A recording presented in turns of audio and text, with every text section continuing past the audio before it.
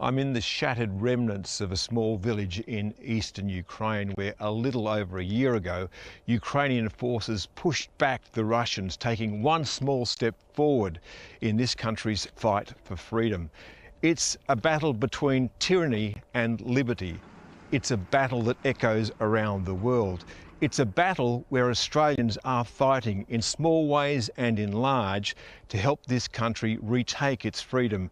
And as we'll see, they're making a difference.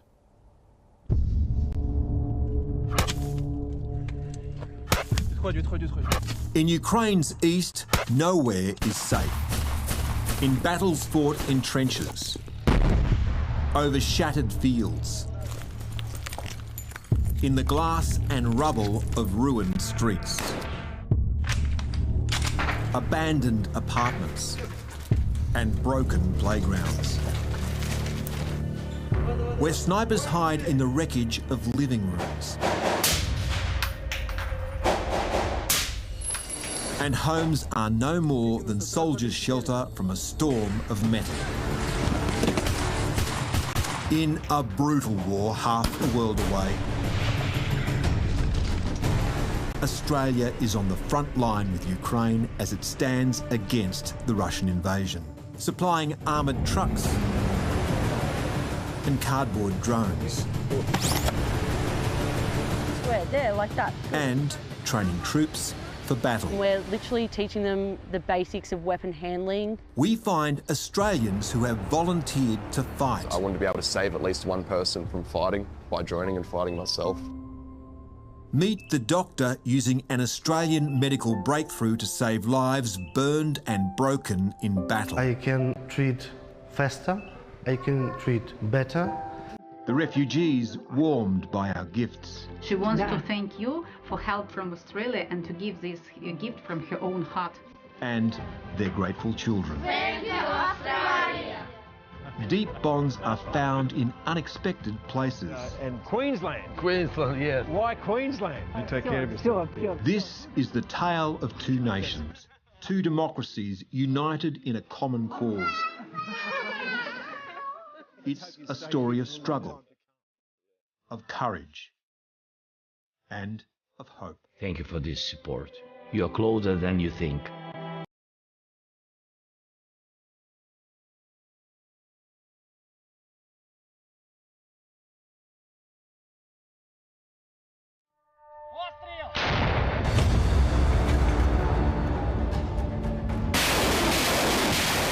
It's been almost 2 years since Russia's full-scale invasion of Ukraine.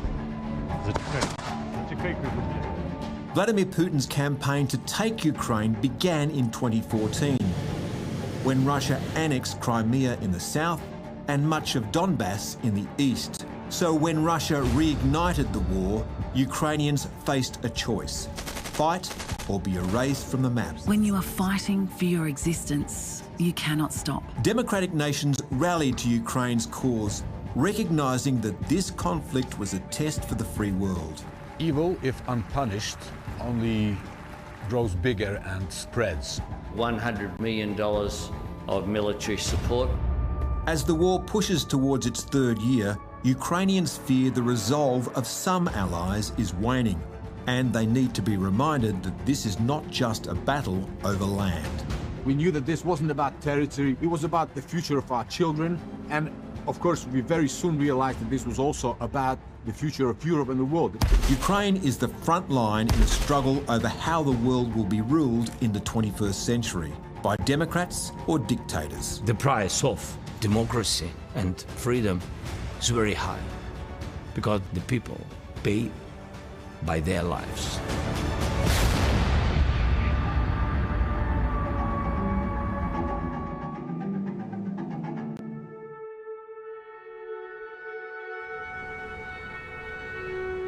For all their faults, in democracies people count, and around the world, in countries like Australia, people are standing to be counted with Ukraine.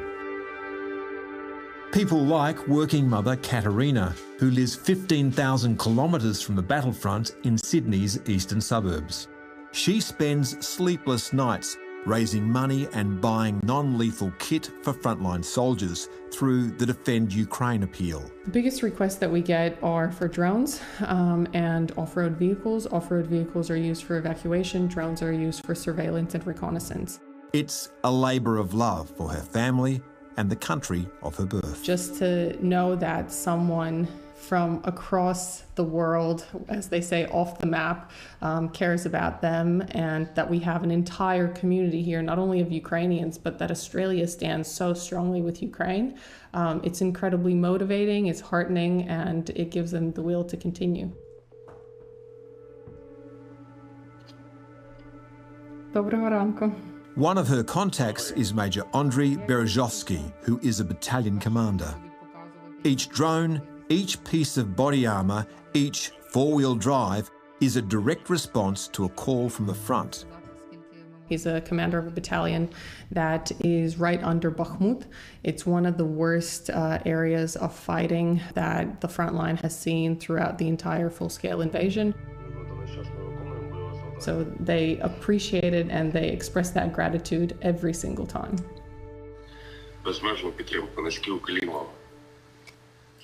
Добре. We meet the Major a few kilometres from the front in the company of a courier who routinely delivers Katerina's drones in regular runs to and from the Polish border. So we take this one. Take it. In a dugout covered with camouflage to shield it from Russian eyes in the sky, the Major takes a rare break from battle. Since the start of the full-scale invasion, I have been here since the first day. Early in the fight, his troops lacked even basic equipment, so the call went out for help and a civilian supply chain was born. At the start of the war, a lot of the civilians joined the war effort and gave us things that we couldn't get from the armed forces. As needs shifted, so did the calls to Katerina. It was cars, it was drones, it was medicine. Katerina's drones have been crucial in locating enemy positions. The Major used one to rescue a unit that had been cut off. An evacuation group took a wrong turn at night and got lost. Using the drone, I was able to help them navigate, tell them where they needed to turn, and do it in a way that they did not get noticed. I was able to lead my group to safety. A frontline drone technician tells us the small aerial vehicles have transformed warfare. It changed dramatically the way combat actions are happening. You need to do everything possible to cover your positions, to mask your tanks, to dig trenches. Enemy see you from the air, and enemy can send something to kill you.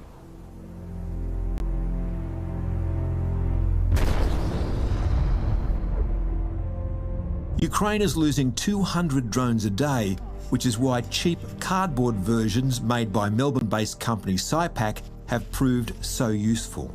So between us, we call them kangaroos because, you know, they're Australian. Why not? Why not? Right. SciPac has been sending 100 cardboard drones a month to Ukraine.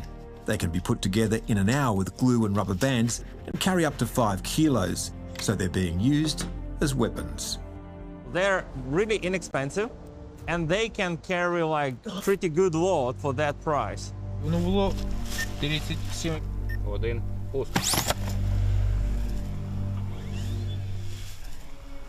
There has been another significant shift in how wars are fought. Even on the front line, soldiers understand the battle with Russia is not going to be won with arms alone. It's also a worldwide information war.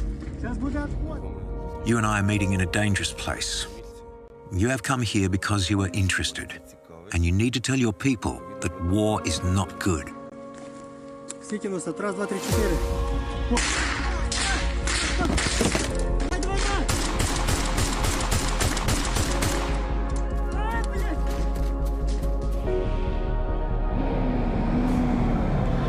Ahead, Australian-made Bushmasters serving on the front line.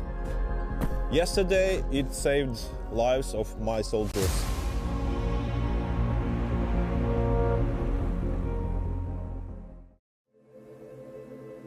On the Eastern Front, the signs of war are everywhere, and danger is never far away. It's 9:30 at night. I'm in the small town of Slavyansk in eastern Ukraine, and this is a nightly occurrence. The air raid siren is going off. People are told to go to their shelters. In fact, there's a curfew in the town at the moment, so there's no one on the streets. But this is what life is like in this part of Ukraine. It's from here that we begin our search for the Australian government's major contribution to Ukraine's defence. The Bushmaster armoured vehicle is made by Thales in Bendigo. It's a four-wheel drive troop carrier which proved itself in campaigns in Iraq and Afghanistan. Not far from the front, we find a unit of Bushmasters and their crews. One was hit by an artillery shell the day before we arrived, blowing off some panels on the driver's side. It was a saving team to take the wounded from the trenches, and they have to bring them back from the trenches to the hospital, and on the way back it hit it. But all 6 crews survived and the vehicle is still drivable. So for Robert Barnes and his men, the Bushmaster is a lifesaver. And how often do you go out? Almost every day. Almost every day. So we are going to our positions, we are going to our trenches, so we use it like a taxi, we use it like an emergency vehicle. And so you feel safer going into battle because of this? Yeah, sure. Sure. That's why I'm here, not in the cemetery. Well, let's hope you stay here for a long time to come. Yeah. Sitting on top of the Bushmaster is a remotely operated weapons system designed in Canberra. Fitted with thermal vision, it's controlled from inside the armoured vehicle's cabin. So he sits inside like in a computer game and use the joysticks. Artillery will not hit him, the shrapnel will not hit him. Okay, Chris, let's come. Our taxi come. Okay, thanks. After you. Yeah. Show me how to get in. Excellent. Okay, looks easy when they do it. The Bushmaster is entirely Australian designed and built. It has a V-shaped undercarriage which directs explosions away from the people inside. It also carries 300 litres of water which help to absorb the impact of those explosions. And there's one sure way you can tell it's an Australian vehicle. It's right-hand drive.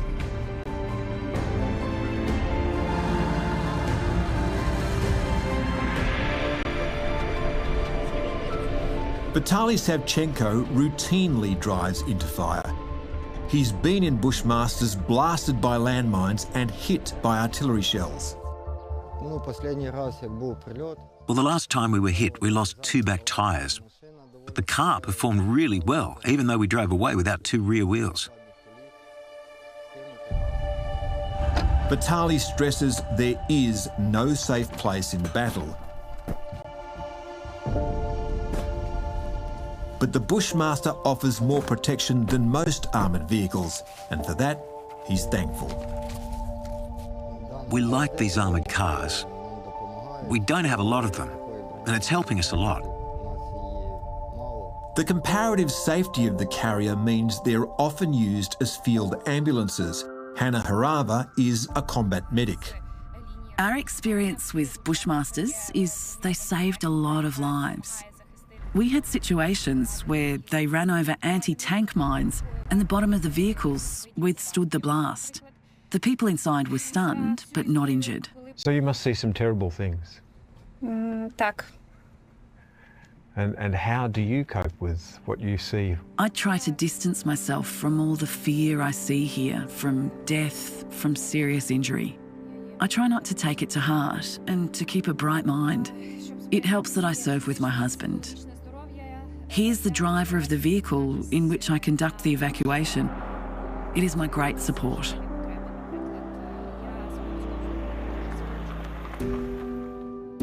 It It was a story about a lack of ambulances that drew Australian businessman James Spenceley and his Ukrainian wife into setting up a civilian vehicle supply chain. I spent 3 years living over there and we wanted to help, and there was just no way to directly help. So the couple bought 2 ambulances and drove them from Poland to Ukraine. And delivered them to the army there to be able to save soldiers' lives. So it just started there and really snowballed. They've since raised $1 million and delivered 54 cars modified into ambulances. With the help of volunteers, they've arrived in convoys of up to 7 cars at a time. But there have been some close calls on his many journeys. We were very lucky once we had a rocket land right in front of our hotel in the street, and it didn't explode. So we walked out in the morning, and then there was a rocket in the street. So you always have a little bit of luck as well on some of these trips. And then we built this stretcher system. I'm going to show you how easy it goes into the car. His efforts have won him a Ukrainian Medal of Valour, and he's determined to continue the long drives to the front. The most important thing is Ukraine is defending freedom. And I know that sounds like a broad statement, but if Putin's allowed to do this, where's next? Good day, everyone. Now we're heading over the vehicle to Maria.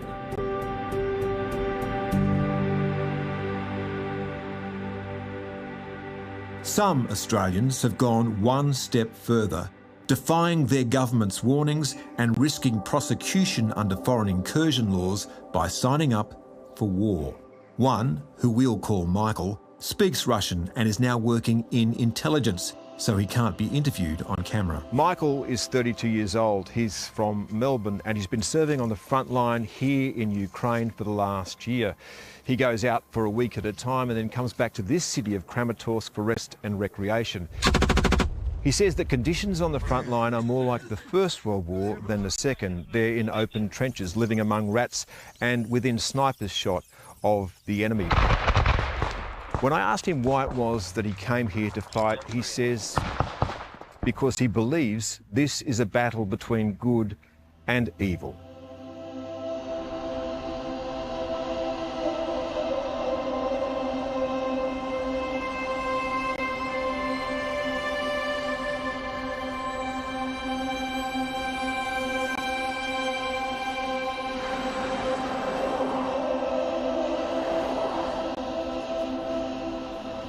Michael's belief that this war is the front line in a worldwide struggle over values is echoed by Andrei Yermak, who heads the office of the Ukrainian president. Because we are fighting not for the Russian lands, we are fighting for our lands, we are fighting for our people, we are fighting for democracy, we are fighting for freedom. Russia never stop. Next will be another country, and nobody knows what country will be next.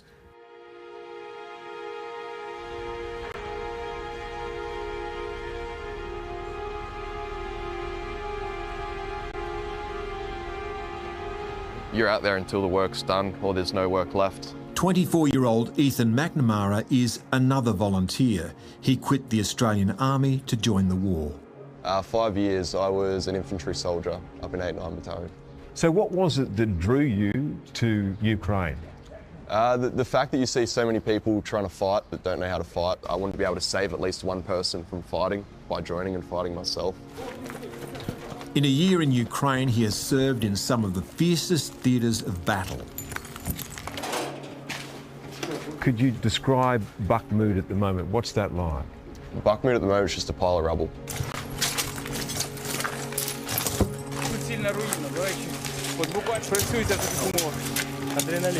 There's still buildings standing, but it's been blown to bits. There's nothing left. All the buildings have been burnt out and blown up.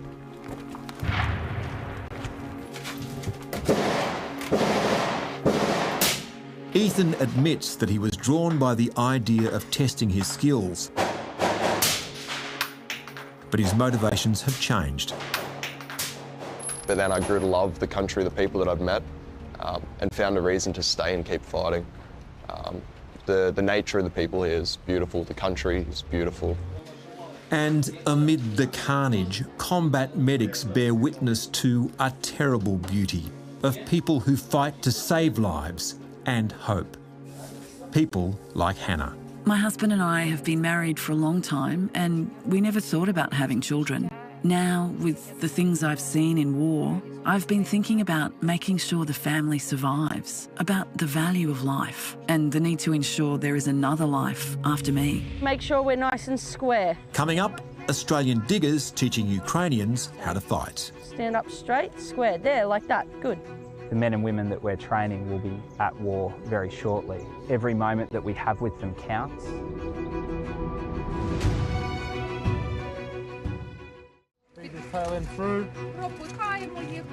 In the south of England, the United Kingdom is leading a multi-nation war school for Ukrainian recruits. Yeah, some of them are going to go backwards and this one can go over back to there like that. Australian troops joined the effort in January, running a 5-week basic training course. Good. You go help the boys, you're done. Well, we've trained over 1,500 Ukrainian recruits in that time. AK-47 pouch. And it basically takes them from being a regular civilian to being a soldier who's able to go and fight to defend their country.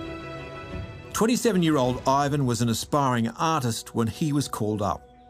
I was basically, well, trying to survive, trying to help my mother, and then boom, and here I am.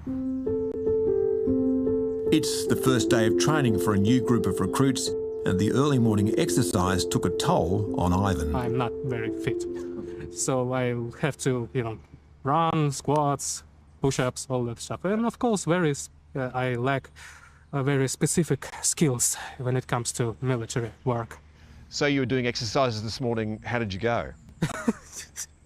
I almost threw up.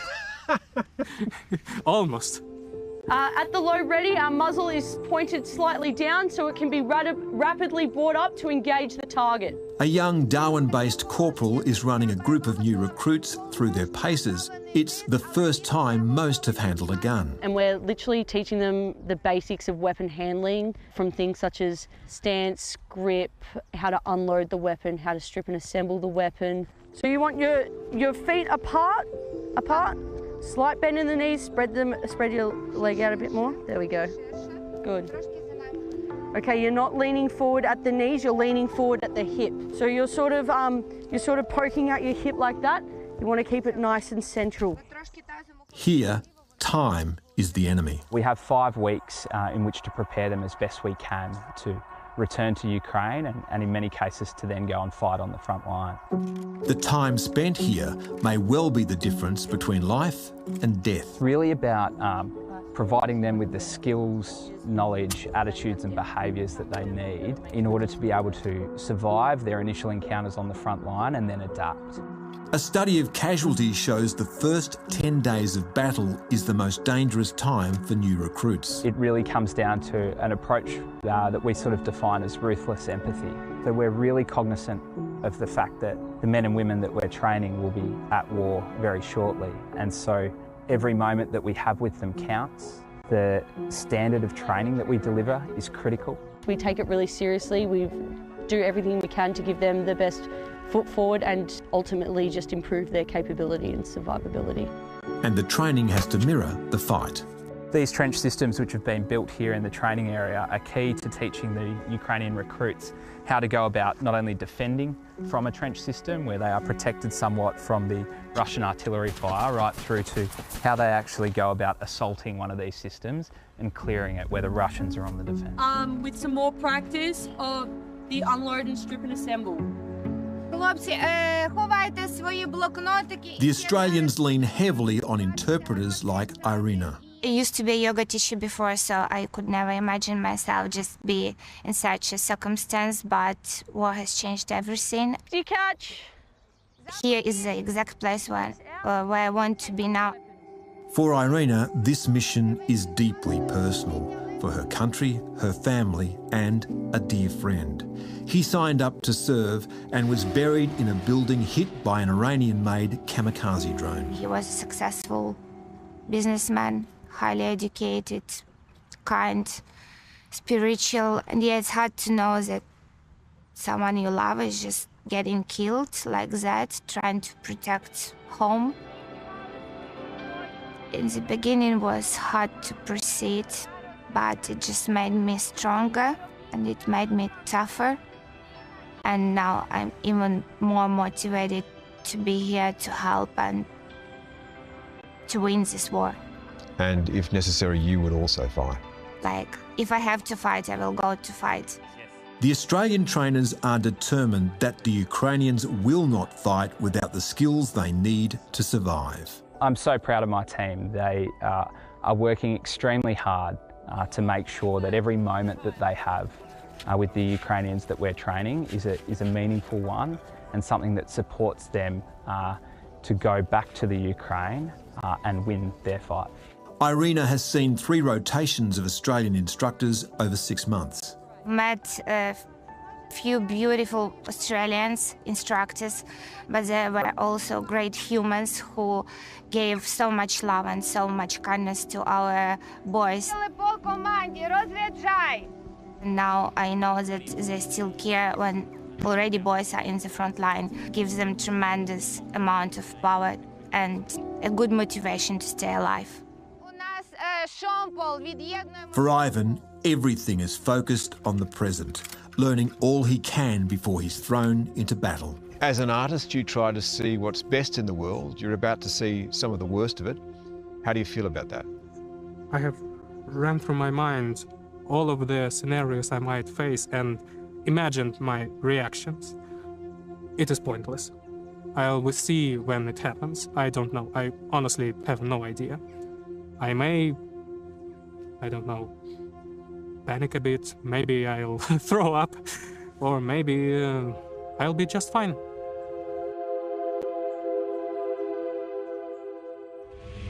Soon, the unexpected sporting connection. What's up, guys? Just wanted to send through a quick message of support to all rugby league players and also fans in the Ukraine. How important is it for you to teach these young kids? My life.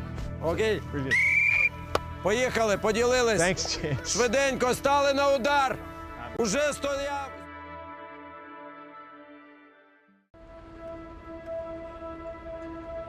In the first days of the invasion, Russian troops advanced as far as the outer suburbs of Ukraine's capital, Kyiv. The capital is now a long way from the front line, but faces the ever-present threat of air attacks. As winter closes in, Russia has stepped up kamikaze drone strikes on the city.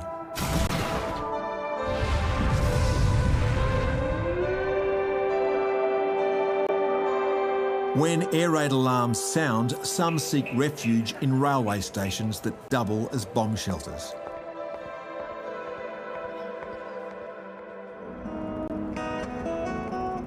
Life goes on in a tense new normal in this cosmopolitan European city.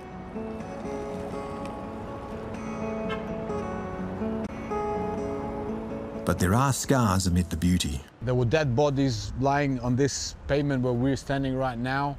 When we saw our neighbors being killed like this, it only made us more resolute and, determined to continue what we're doing.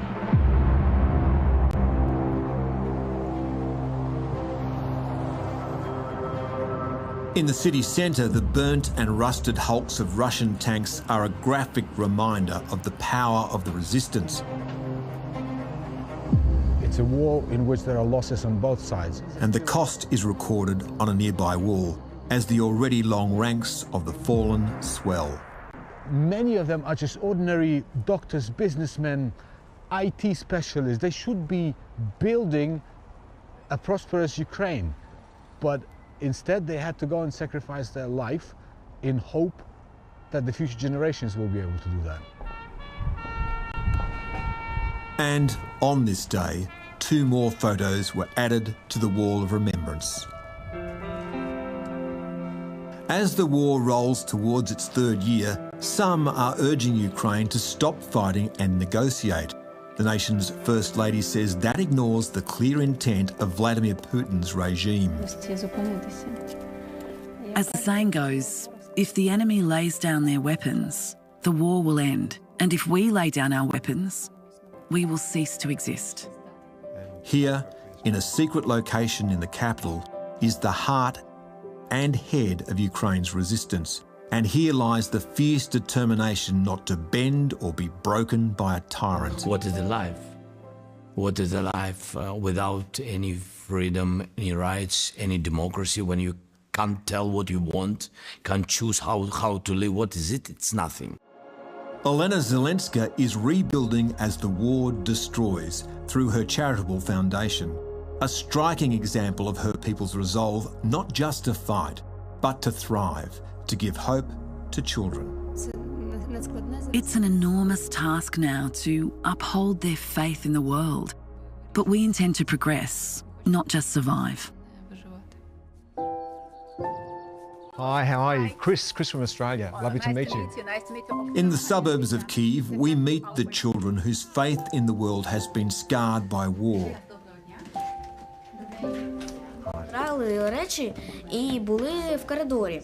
A soft toy passed from child to child is the signal to recount their stories, to try and find healing from the horror. Цю ніч був потужний обстріл, який пошкодив дуже школу. That night there was a lot of explosions which damaged my school. A lot of shrapnel fell right in the schoolyard. Bitter memories lie behind these young eyes. But in this small room, these children find some comfort in shared stories, friendship, compassion and art. Is this rain? Yes. They live in one of many shelters for displaced people dotted around the city, where young and old wait, hope for peace and the chance to go home. And where donations from Australia are buying clothes and blankets. Yes, she wants to thank you for help from Australia and to give this gift from her own heart. Thank you. Thank you. Take care.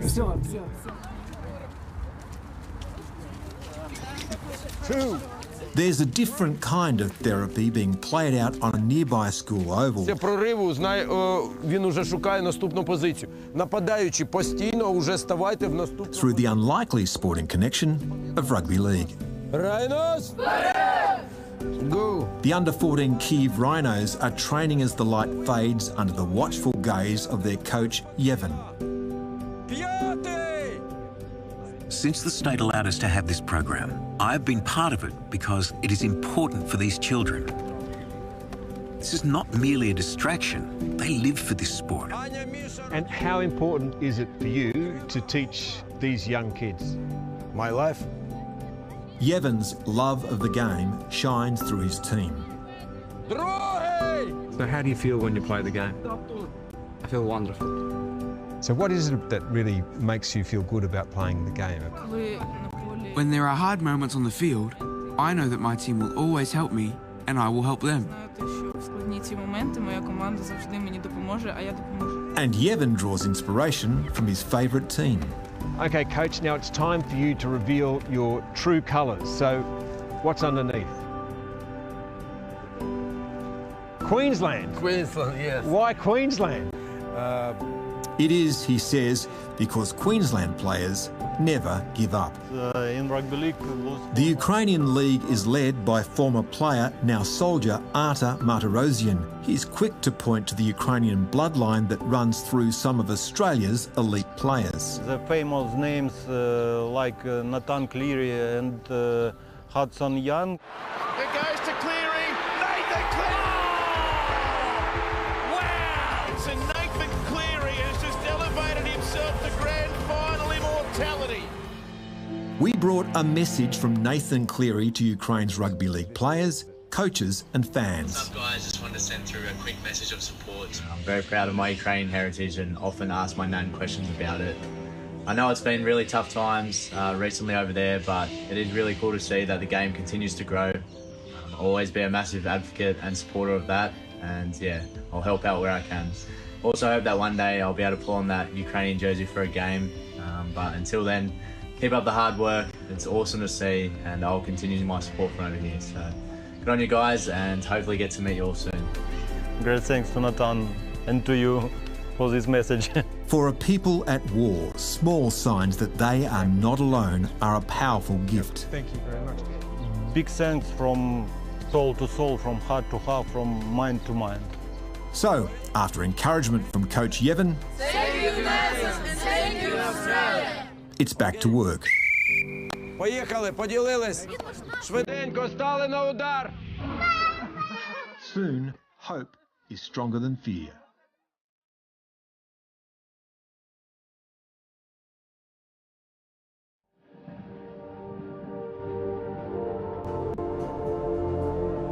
This journey into war is like the glimpses caught from the train as we travelled from Poland to Kyiv. Snapshots rush by of places, of people and their stories. Of the women and the children on the train from Warsaw. Refugees briefly returning to husbands and fathers who cannot leave because they might be called on to fight. Like all of us, these families had plans and dreams. We were going to build a house. I started a new business. We worked very hard, and in one moment, it just all disappeared. But what has not been lost is the love on which lives and homes are built.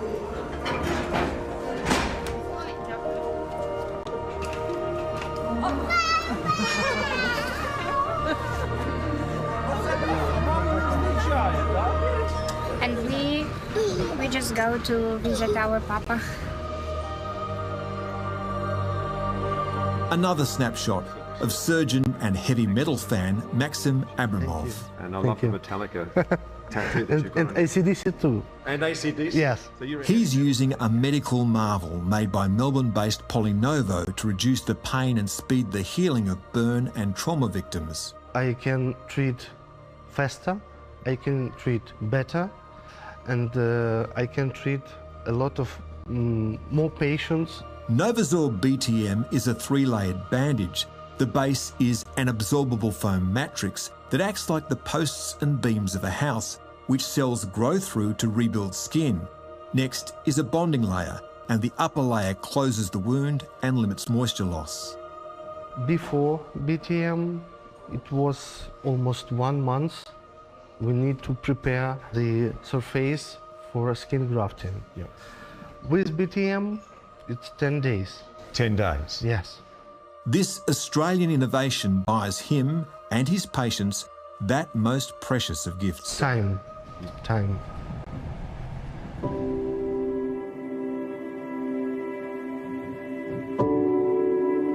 Another time, another place. On the edge of the Eastern Front, we meet one of many unusual characters drawn to this conflict. My name is Sean Matheson. Everyone called him Matho, typical Australian. He's now working as a chaplain with the Ukrainian Defence Force to try and set up programs to rehabilitate veterans with physical and psychological injuries. And so right now what we've done is set up the systems of partnership with the current rehabilitation systems, the respite places. We meet in the ruins of a school that Sean hopes to see rebuilt by soldiers transformed into tradesmen. Schools are classic. We have for the last 10 months we've been building partnerships. We have a company called VBK Sofia. They're internationally acclaimed. They're a building company. They'll take our veterans onto their building sites and they'll train them as carpenters, as chippies, as sparkies. He also takes food, clothing and medical supplies to the families of veterans. The fact that we're even here makes them know they're not alone. I had a guy and his wife in a garage yesterday grab me and hug me and say, "Thanks, mate, can see your flag. And thanks for coming," because Australia's a long way away.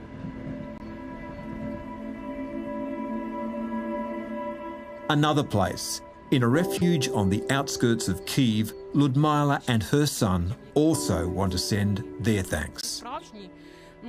Their home was destroyed by artillery fire, so even small gifts like knives and forks from faraway Australia are precious.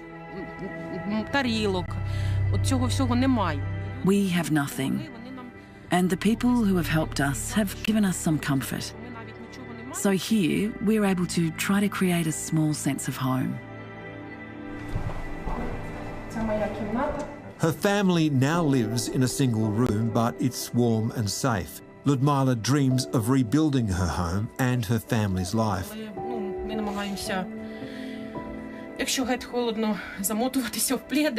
But for now, she finds solace in small things, like the joy that radiates from the face of her son in a few minutes in a playground.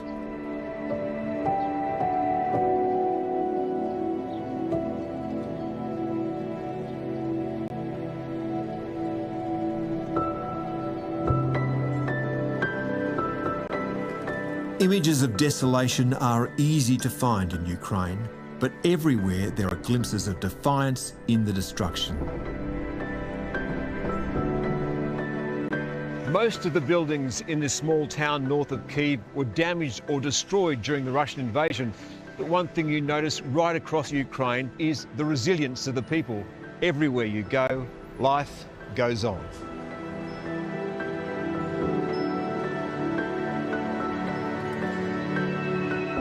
Ukraine is fighting a long war. It fears it will be forgotten. It needs weapons and the unwavering support of the world's democracies to survive. When you lose unity, you lose support and you lose focus. There's a reason so many nations back Ukraine. They see the emergence of a disturbing new alliance. I think this axis of evil is beginning to be more and more prominent. Moscow evades sanctions by selling oil to China. The cash buys kamikaze drones from Iran and arms from North Korea. And all are determined to bend the world order to suit despots. The evil today begins to think that there are no rules, that might is right, that you can, as long as you have missiles, as long as you have drones, you're not bound by any rules. Вогонь подалі від свого будинку, мені здається, це правильно для всього світу.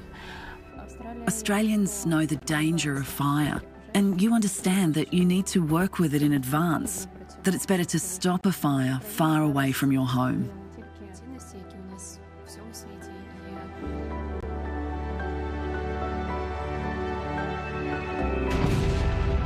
The costs of war are etched deep into this land, written in destroyed homes and cities, in lives lost and broken, and in families separated. So you were a businessman, you're now a soldier, but you're also a father. We're heading up to Christmas. What do you wish for your children? There's only one thing that I wish, and I'm not sure if it will happen this year. I just want to give a hug to my daughter and to my son. And the way things are looking now, I think that will have to wait. But there is reason to hope. If one thing has come into sharp focus in this journey into the heart of darkness, it is that hope is a flame passed person by person. As long as one person has hope, a light always shines in the darkness. Represent big country or small one, doesn't matter. You represent values. Individuals matter. Individuals in democracies move governments. We all been one army. The name of this army is Ukraine. Unprovoked aggression must be fought. It cannot be rewarded or normalised, or else no country is safe.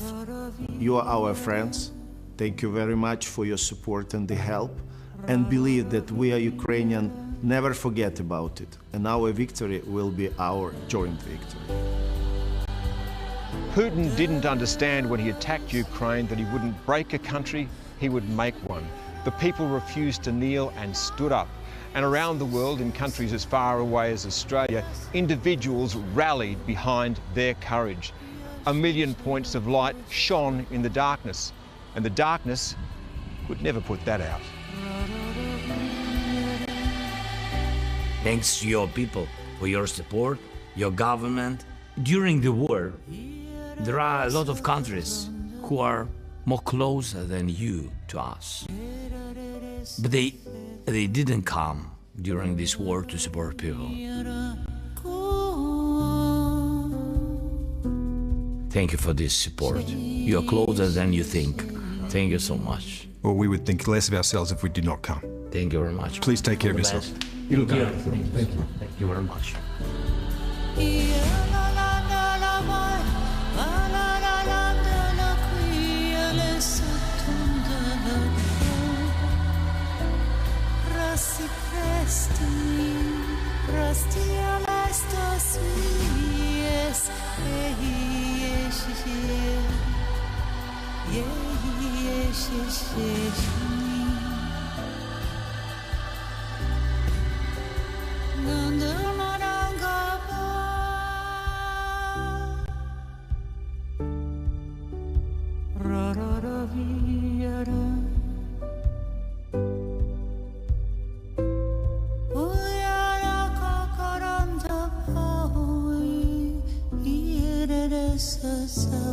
雨，谁也是谁。